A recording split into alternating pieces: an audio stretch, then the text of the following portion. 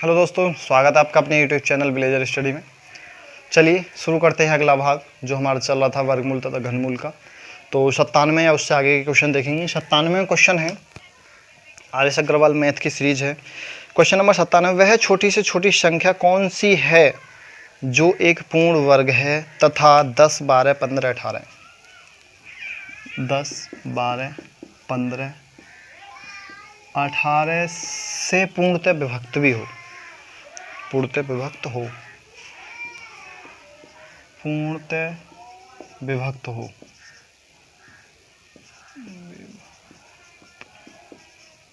विभक्त है, ठीक है, ये क्वेश्चन है। 97वें क्वेश्चन है, वह छोटी से छोटी संख्या कौन सी है जो 10, 12, 15, 18 से पूर्णतः विभक्त भी हो। ठीक है, जो पूर्ण वर्ग हो और पूर्णतः विभक्त भी हो। ठीक है, अब देखिए सबसे पहले भाई कोई ऐसी संख्या निकालते हैं जो इनसे पूर्णतः विभक्त होती हो। यानी हम अगर 10, 12, 15, 18 का लसा निकाल लेते हैं। ठीक है, क्योंकि लघुत्तम समावर्तक निकालेंगे तभी तो हमें पता पड़ेगी भाई वो संख्या क्या है। तो सबसे पहले भाई देख लेते हैं, इनका कर लेते हैं गुणनखंड। ठीक है, 2 से काटा, 5 बार कटा, 6 बार कटा, 15 ऐसे ही रहेगा, 9 बार कटा। फिर 2 से काटा, 5 ऐसे आ गया, 3 आ गया, 15 आ गया और 9 आ गया। फिर 3 से काट लेते हैं, 5, 1, 5, 3। फिर 3 से उड़ा देते हैं, 5, 1, 5, 1 और फिर काट देते हैं 5 से। तो 1, 1, 1, 1 ये आ गया। अब हमारे पास गुणनखंड क्या है, 2 गुणा 2 गुणा 3 गुणा 3 गुणा 5। ठीक है, वो गुणनखंड क्या हैं, वो हैं 2 गुणा 2, 3 गुणा 3 गुणा 5, वो हैं ये संख्या। अब ये जो हैं गुणनखंड जो संख्या आएगी वो इन सब से तो विभक्त होगी, लेकिन वो क्या एक पूर्ण वर्ग है? नहीं है। तो पूर्ण वर्ग बनाने के लिए क्या करते हैं, हम जोड़ा ले लेते हैं। तो भाई एक जोड़ा तो हमारे पास ये है ही, एक जोड़ा ये है, तो हमें केवल 5 का जोड़ा ही तो बनाना है। तो इसमें गुणा और 5 की कर दें तो वो पूर्ण वर्ग नहीं बन जाएगी। ठीक है, तो भाई क्या हो जाएगी हमारी, 2 गुणा 3 गुणा 5 और 2 3 6 पंजे 30 बराबर क्या होगा 30। यानी 30 का वर्ग जो है वो इन सभी संख्याओं से पूर्णतः विभक्त होगा। और 30 का वर्ग क्या होगा, ठीक है, चाहे तो इनकी गुणा कर लो या फिर 30 का वर्ग क्या होगा, 30 गुणा 30, 3 तिया 9 के बाद में 00, ये आंसर आ जाएगा। वो संख्या क्या है, वो 900 है, जो इनसे भी कटेगी और एक पूर्ण वर्ग भी होगी। ठीक है, क्वेश्चन नंबर देखेंगे 98 नंबर का। 98 नंबर क्वेश्चन में क्या है, वह संख्या कौन सी है जिसका वर्ग 975 तथा 585 के वर्ग के अंतर के बराबर है।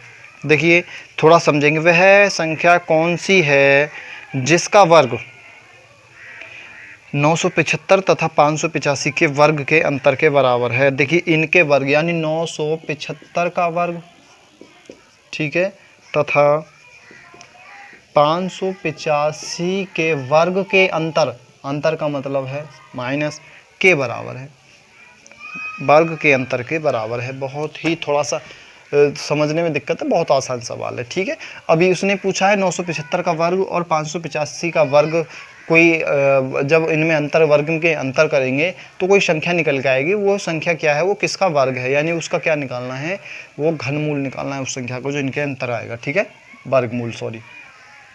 तो देखिए 975, ठीक है, का स्क्वायर माइनस 585 का स्क्वायर बराबर क्या होता है, 975 एक ब्रैकेट में आएंगे प्लस 585 और दूसरे ब्रैकेट में आ जाएगा 975 माइनस 585।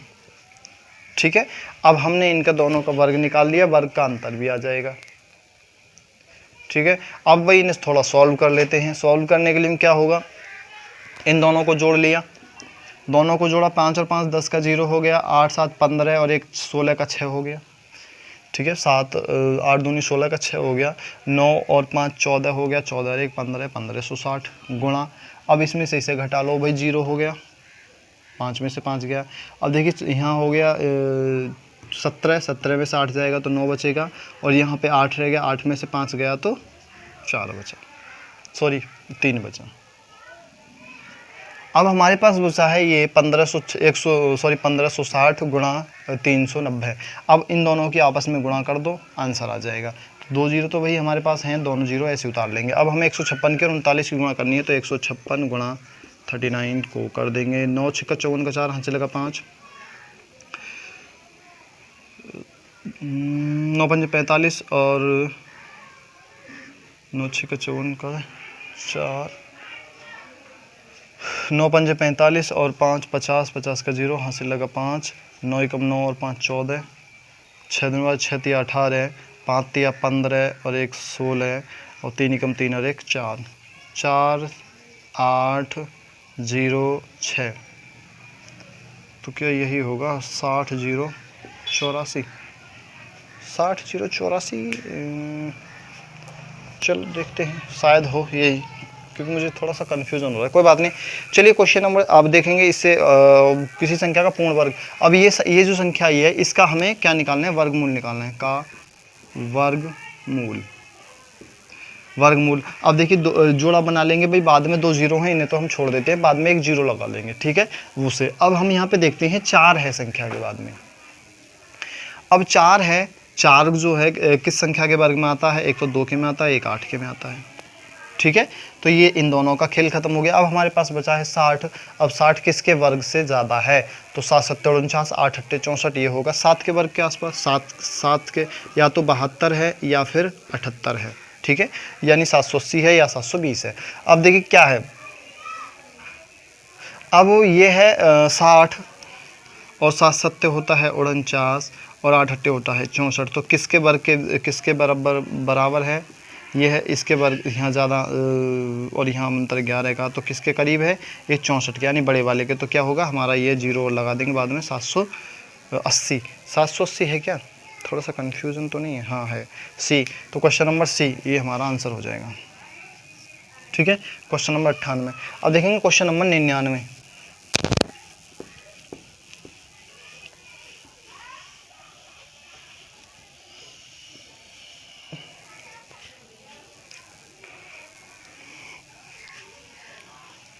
इसे मैं रब कर दे रहा हूँ। क्वेश्चन नंबर 99 देखेंगे और समझेंगे भी, ठीक है। इसमें दिया है 40 96, 40 96 है और इसका निकालना है क्यों। करनी में क्या है, 3 है, ठीक है, इसका घनमूल निकालना है। अब तक हमने केवल वर्ग और वर्गमूल पढ़ा है, अब हम घन और घनमूल पढ़ेंगे। अब देखिए दोस्तों, सबसे पहले हमें घनमूलों की पूरी जानकारी होनी चाहिए, किसका क्या घन होता है। ज़्यादा भी नहीं, कम से कम आपको 1 से लेकर 10 तक के घनों की पूर्ण जानकारी होनी चाहिए। तो चलिए हम सबसे पहले लिख लेते हैं जो घन हैं हमारे उन्हें, ठीक है। तो 1 का घन क्या होगा, 1 की घात 3 बराबर 1 गुणा 1 गुणा 1 बराबर हो जाएगा 1, ठीक है। ये हमें पता है कि 1 का घन 1 होता है। 2 का घन क्या होगा, 2 की घात 3 करेंगे बराबर क्या हो जाएगा, 2 गुणा 2 गुणा 2 बराबर 8। 3 का घन करेंगे भाई, 3 का घन होता है 3 गुणा 3 गुणा 3 बराबर हो गया 9 तिया 27। 4 का घन करेंगे, 4 का घन होता है 4 गुणा 4 गुणा 4, ये हो गया हमारा 64 के। अब 5 का करेंगे, 5 का घन कितने के बराबर होता है, तो 5 गुणा 5 गुणा 5 बराबर हो गया 125 के। 6 का करेंगे, 6 का घन किसके बराबर होता है, तो 6 गुणा 6 गुणा 6 बराबर हो गया 216 के। अब 7 का करेंगे, 7 का क्यूब होता है 7 गुणा 7 बराबर हो गया 343 के। 8 का करेंगे, 8 का क्यूब हो जाएगा हमारे 8 गुणा 8 गुणा 8 बराबर हो गया 516 के। 512, 8 8 64 और 8 चौक 32, 512 के, ठीक है। और हम 9 का करेंगे भाई, 9 का कितना हो जाएगा, चलो 9 गुणा 9 गुणा 9 बराबर होगा 9 नाम 81 और 9 एकम 9 और 8 नाम 72, 729 और 10 का हो जाएगा, 10 का तो क्यूब आप जानते ही होंगे, तो 10 गुणा 10 गुणा 10 बराबर हो गया 1000। ठीक है, 1000। ये क्यूब हैं, ये आपको याद रखने हैं, याद कर लेने हैं।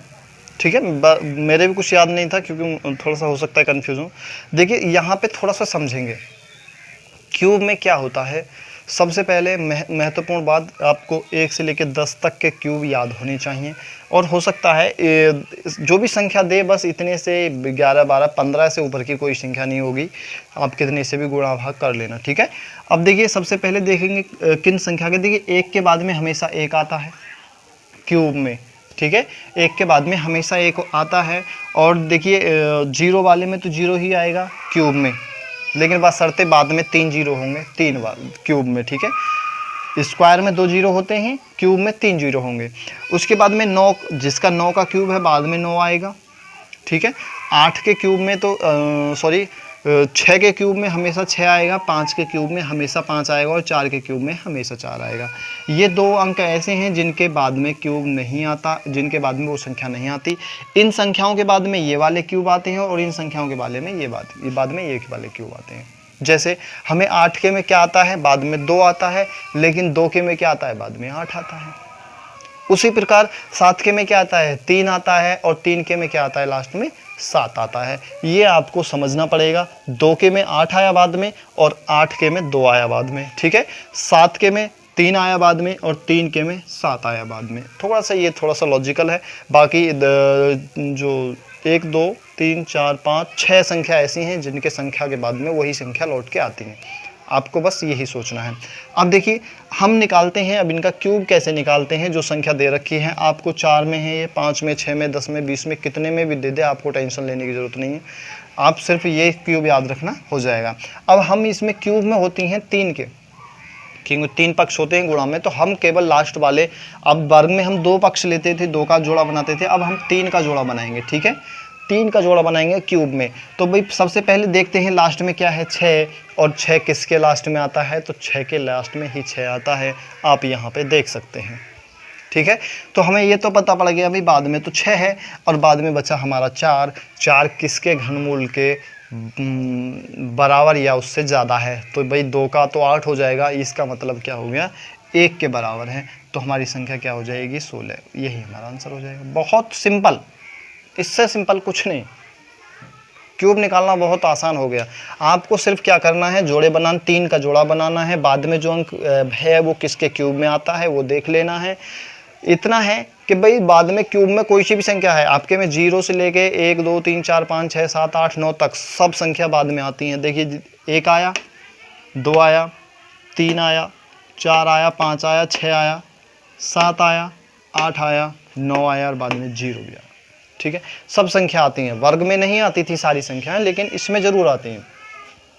तो 16 का वर्ग। अब देखिए क्वेश्चन नंबर देखेंगे 100वां क्वेश्चन में क्या है, जो 100वें नंबर का क्वेश्चन है हमारा, वो है 15625।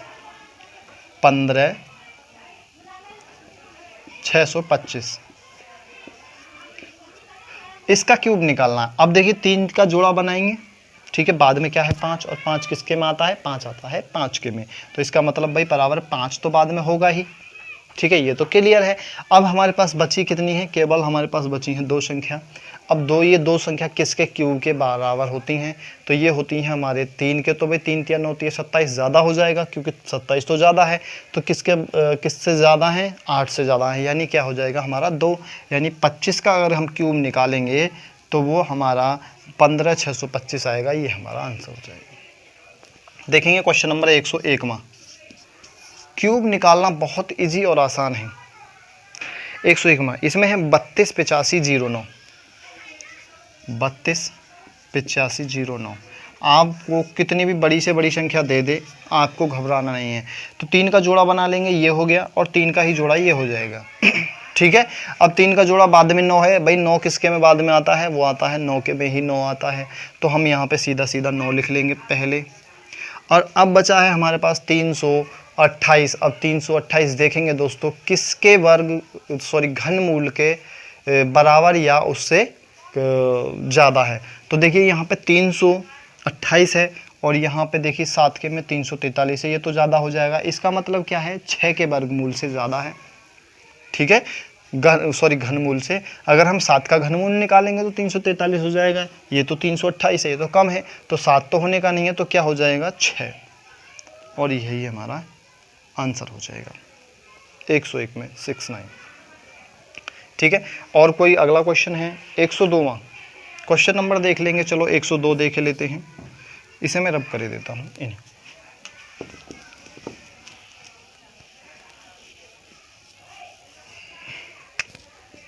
102वां क्वेश्चन देखेंगे फटाफट। 4 सही 12/125 का घनमूल निकालना है, ठीक है। ये है, ये दे रखी है संख्या 4 सही 12/125 बराबर क्या किसके होगा। अब एक बात बताइए दोस्तों, पहले तो इसे सॉल्व कर लेते हैं। 125 के 4 से गुणा करेंगे तो कितना हो जाएगा हमारा 500, 500 की फिर गुणा 500 में 12 जोड़ेंगे तो क्या हो जाएगा हमारा 512, नीचे क्या है 125। अब देखिए ये किसके घनमूल हैं, दोनों किसके घनमूल है, 512 किसका घनमूल है, ये है हमारा 8 का, ठीक है। 125 किसका घनमूल है, 125 है हमारा 5 का, ठीक है। तो ऊपर क्या हो जाएगा हमारा, हो जाएगा 8/5। अब इसे भाग कर लेंगे भाई, नहीं 5 ही कम 5, एक बार गया 3 बचा, 5 छंग 30, और ये हमारा आंसर आ गया। चाहे इनमें से कोई सा भी हो, चाहे सही बटे में हो या ऐसे हो, कैसा भी आंसर हो सकता है, ठीक है। ये क्वेश्चन नंबर था 102वां। 103वां भी देख सकते हैं, चलिए क्वेश्चन नंबर 103। चलो इस भाग को भाई यहीं समाप्त कर लेते हैं, क्योंकि वीडियो भी लंबा हो जाएगा। आगे के क्वेश्चन हम अगले भाग में कराएंगे, तब तक के लिए धन्यवाद।